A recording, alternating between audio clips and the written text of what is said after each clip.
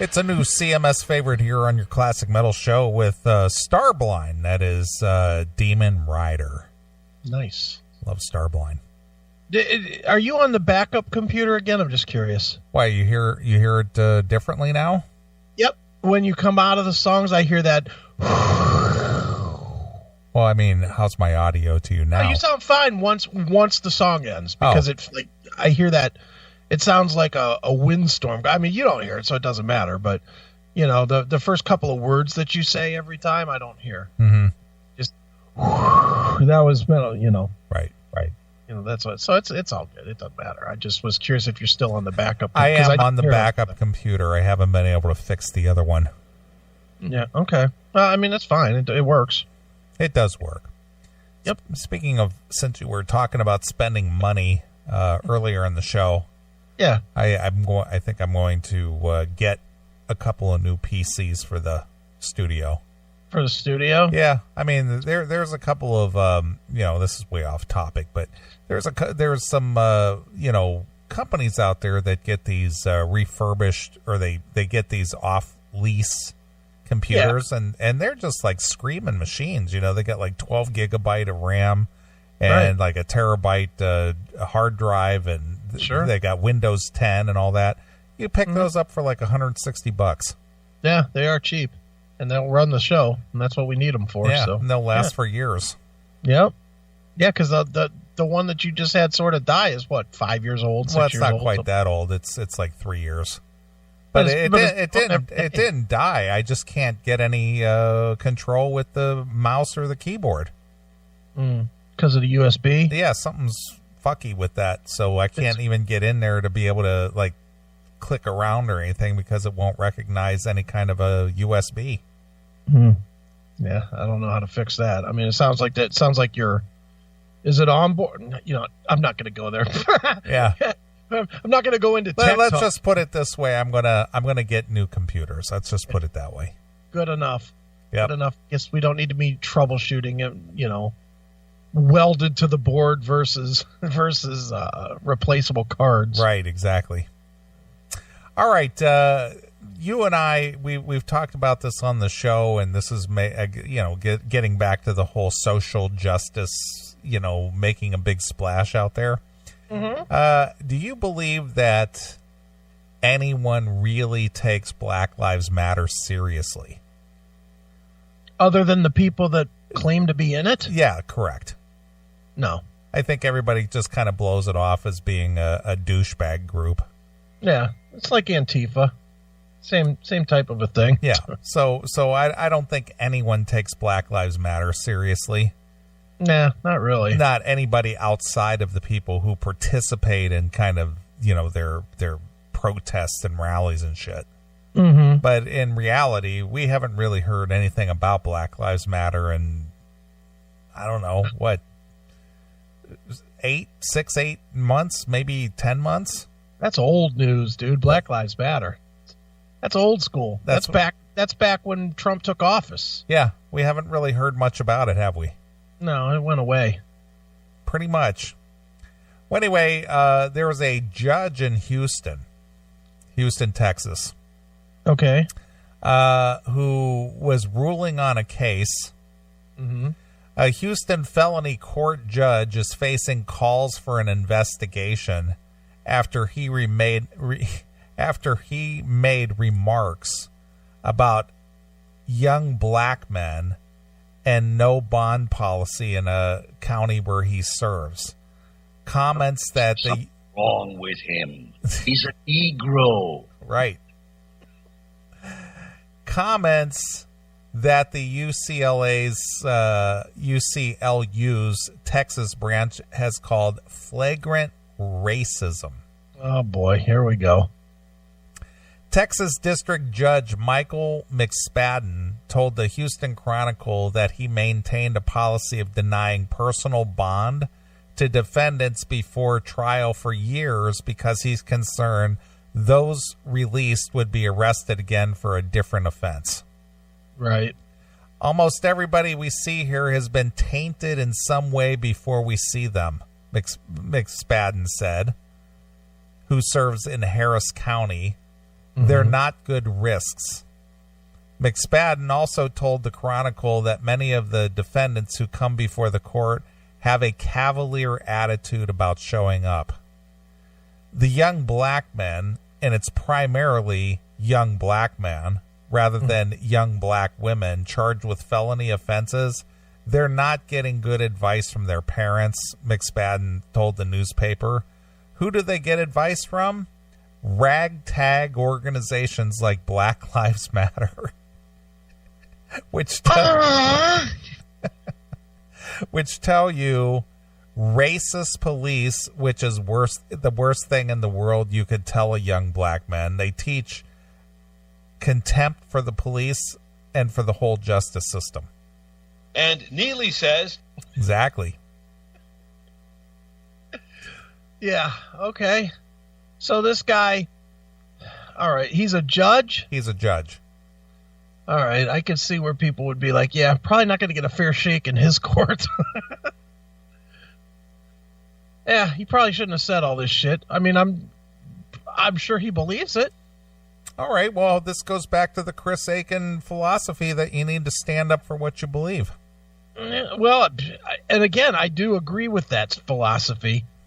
That being said, if he's not doing, as long as he's ruling the right way, I guess it's fine. Mm-hmm. To me, it'd be fine. Well, he's not falling under criticism for his bad ruling. He's falling under criticism for just blatantly speaking what he believes. Please do not read the next sentence that he apologized for these comments. No, I don't think so. I don't think so. As long as he doesn't apologize, I'm fine for it. I'm fine with it. As long as his rulings are fair. You know, I mean, if every black kid that comes into court between 18 and 23 is getting 10 years for fucking slashing some tires or something, all right, then maybe we got a problem. But well, that's not what he's doing. He's denying them personal bail or personal recognizance for people who come in there, and you know, he's saying, hey, I'm not going to give you personal bail because you're just going to be back in here in a matter of a week. But if it's only black people, then yeah, there's a problem there. He should do it across the board. Well, let's find out. There's more to it. Okay. Personal recognizance bond allows defendants to be released from jail before standing trial without having to pay a cash bail. Mm-hmm. McSpadden barred magistrates from offering personal bond from 2006 to 2017. The state's ACLU chapter says the judge's comments about tainted defendants and young black men amount to McSpadden openly admitting racial bias against young black male defendants who appear before his court. If there remained any doubt that the deck is stacked against people of color in our criminal justice system, Michael McSpadden just dispelled it. Terry Burke, executive director of the ACLU of Texas, said, last year, a federal judge overturned Harris County's bail system in a ruling that found that the system was unconstitutional in that it kept misdemeanor defendants who couldn't afford bail in jail, violating equal protection rights against wealth-based discrimination and violating due process protections against pre-trial detention, the judge wrote, according to a New York Times. So basically what they're saying is that for those who can't afford bail, he should just let them out. No, that's ridiculous. No, he shouldn't. But it's got to be. It can't be based on It can't be based on color. Yeah, I know. But here's the thing. They're claiming, and again, this always goes back to if you're a minority, you're probably poor. Okay. But if he's not ruling that way, who cares what the perception is? Yeah. Well, again, this goes back to him saying that you can bail out, but I'm not going to give you personal recognizance. Yeah. But as long as he's doing that across the board, it's fine. I'm sure he is. You know, as long as some white 22-year-old kid is getting the same treatment as some black 22-year-old kid, then fine. What's the problem? Well, the thing is yeah, and you're probably right. And what this complaint is saying is that, well, The people who can afford to bail out, they get to bail out. The people who can't have to stay in jail. Okay. Well, that goes to the whole, well, that's just not fair. Yeah, well, tough shit. Don't commit a crime and you won't have this problem. I agree with that. You know, how about this? Behave yourself, you fucking asshole. Guess what? Nobody's going to be having that problem when they haven't fucking committed a crime. How's that for a fucking story? Don't be in the fucking position to be arrested. You fucking idiots. Then it won't matter how much money you do or do not have. You will not be in this situation. You won't be. So they're calling it wealth-based discrimination. Yeah, sure, okay. Because we need another type of discrimination to go around. It's not fair that you can afford bail and I can't. Yeah, fuck off with this nonsense. I know. The ruling was largely upheld this month in the Fifth U.S. Circuit Court of Appeals. The Texas Tribune reports the court found that high bail amounts in county benefit wealthy defendants over the poor. It benefits wealthy defendants? Yeah, because the wealthier people can afford to bail out and the poor people can't. Yeah, you know what else benefits wealthy defendants? Having better lawyers than fucking public defenders. So should the wealthiest lawyers have to fucking defend these fucking dirtballs that don't have any money to pay them? I mean, come on. Of course, the more money you have, the better option. That's anything in life. The more money you have, the better options you have. Right. In what industry, life-seeking thing, anything, grocery store, drugstore, doctor, whatever. In what circumstances that we're having less money is a better option. There's nothing that works that way. Right. So suck it up, you fucking babies, and deal with it. If you're committing crimes and you don't have any money, well, then you're going to fucking have a harder time getting away with it. Yep. It's just the nature of the beast. Yeah. A wealthy arrestee is less likely to plead guilty, more likely to receive a shorter sentence or be acquitted, and less likely to bear the social cost of incarceration. Fifth Circuit Judge Edith Brown Clemente wrote, according to the Tribune, the poor arrestee, by contrast, must bear the brunt of all of these simply because he has less money than his wealthy counterpart. Sucks to be you. You still committed a crime. You know, it's not like you're being arrested for studying too much in school. You know, you're being arrested because you stole a fucking car or held up a goddamn convenience store or whatever it is you did. You're not even in this situation because you ran a stoplight or something. You're in court not being able to get released on your own recognizance because you did something that's felonious. That's why. So stop with this. I should just be allowed to do whatever the fuck I want. Right. No, you shouldn't. This is a dumb story. I know. The ACLU is asking the Texas Commission on Judicial Conduct investigate McSpadden's remarks, arguing that McSpadden is violating the Texas Code of Judicial Conduct, which might be grounds to remove him. Okay, now that could be true, though. You know, if they do have a statement of conduct, you know, where they're not supposed to say shit like that, then he should be taken off. And to be honest, I mean, this guy could, his rulings better be flawless. Mm-hmm. You know what I mean? He better not have one questionable kid that's a white kid that he saw promise with, so gave a slightly lighter sentence. You know what I mean? Or he is going to be fucked. Right. When a sitting judge feels comfortable enough to admit openly and on the record that he uses bail orders to jail black defendants on the assumptions they can't be trusted, it's time to take action. This kind of flagrant racism has no place in our justice system. The ACLU has called on McSpadden to recuse himself from cases involving black defendants until an investigation is complete. Yeah, and I hope his answer to them was, go fuck yourself. Right. You know, if the Supreme, who runs the court system? You know, I don't know who the managing person is for whatever this court is, but That's the only one that should take him off the bench, not some fucking pussy complaint from the ACLU. Right. Fuck off. So, anyway, this judge says, you know what? I see these guys come back time and time and time again. Mm-hmm. And, I'm not just going to let them out on their own recognizance. No, good for him. I'm for that. As long as his rulings are fair, I could care less what he says, personally. Right. Sure. Alan Kill, caller, you're on the air. Alan Kill, boys, how are you? Is this Ozzy Ace, the one and only Ozzy? Absolutely. I tried calling a little bit earlier. I'll make it quick, on topic, in general, with the Kevin Smith and Black and whatever. I was just curious to know if the Black Panther movie in America, like it's broken all records and boom, because people have come out from, behind the dumpsters and et cetera,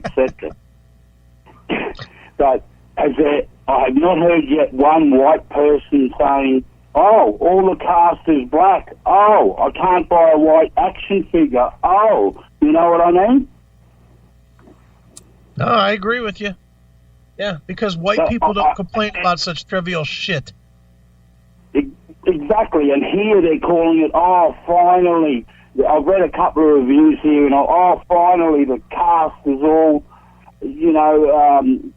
politically correct, blah blah, and all that shit. I mean, I just thought I'd ask you what was about it over there, Well, here's again. This goes kind of what I've been saying all night tonight. It seems to be a theme. Oh yeah. If you're not into the social stance, you just don't support it. Like, and I'll make a specific example with myself. I personally am sick to death of hearing about racism and, white guys are the devil and black has to be this or that, whatever. So, point blank, I did not go see Black Panther. For that reason, right. Because not because I don't necessarily have interest, which I don't, but I was invited by my kids to go see Black Panther with them, and I turned it down. The reason I turned it down was because I'm fucking sick to death of this bullshit and the way that they're trying to turn this into a social justice thing. So I fucking bailed on it. I said, fuck that. I'm not going to be a part of that. I'm not going to give them my $12. It's that simple. Now, that movie made a bunch of money, so be it. That's fine. But they better sustain it because, it's only gonna sustain until people are sick of it. And if they go too far with it, then it will start getting hurt. Right now it's a novelty. But the next one won't be a novelty anymore. And when the next one's not a novelty, we'll see what the numbers are. And if they're good, they're good. I have no problem with black people having their own movies. Just, they've always had those Tyler Perry movies and those, those types of movies. Those are primarily supported by black men and women, and that's fine. Go watch them, but it doesn't mean that I have to watch them. With it either. I just haven't heard any uproar from the white man. If it was the other way around, it'd be different. Because one thing that really pisses me off is when they actually cast, a white character, but they make him a black person just for the sake of it. And that, to me, discredited the creator's creation of him. I mean, the day that they make a fucking movie where he was Superman or fucking Batman's a nigger, I'll be in my fucking grave, I hope. Alan Kill, fuck you, pal. Hands up! All right. There goes Ozzy, direct and to the point. Well, I guess. I don't know that I would classify a black actor playing Superman as a nigger, but okay. Yeah. If that's the way he wants to classify well, it. he stood up for what he really thinks and believes. He's not living a lie. Yeah, and that's what I'm saying. He made his stance. He did. That's well, a bit harsh, but okay. Yeah. All right.